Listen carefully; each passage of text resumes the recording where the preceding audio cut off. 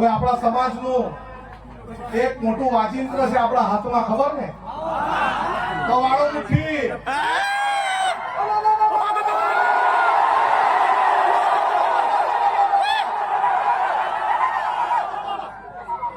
આપણે આદિવાસી સમાજ એટલે એક એવો સમાજ આ દુનિયામાં છે એ કોઈના બાપથી ડરતો બી નથી,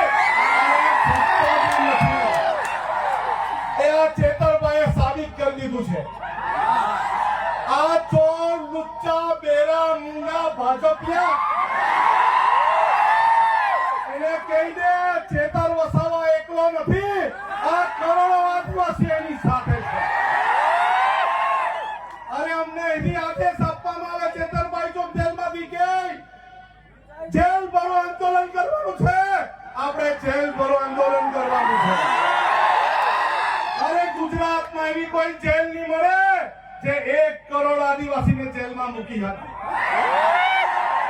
અને અમારે પોલીસને કહેવાનું છે આદિવાસી સમાજને બાજી મૂળિયા ગણવાનું બંધ કર.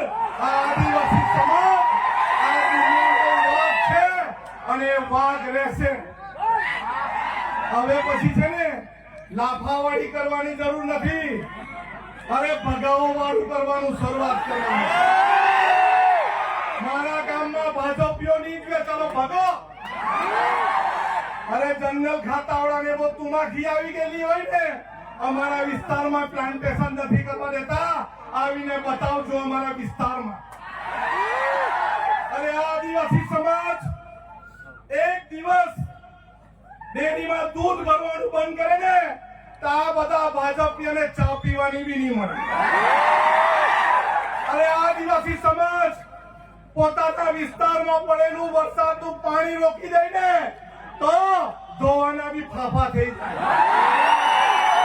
આપણે એક રહેવાનું છે, પાર્ટી પક્ષમાં જ્ઞાતિના ફાટામાં ફટવાનું નથી, બટવાનું નથી, વેચાવાનું નથી.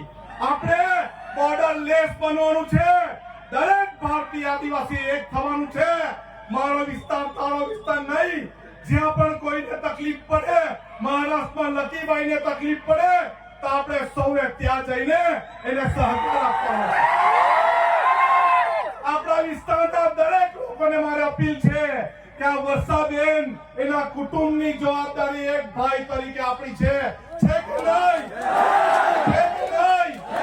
અને પોલીસ વાળા, અહીંના પોલીસ વાળાને બી કહેવા માંગુ છું, તમારામાં તાકાત હોય ને આવનારા દિવસમાં જેલ પર આંદોલન કરવાના, ત્યારે અમને અટકાવજો.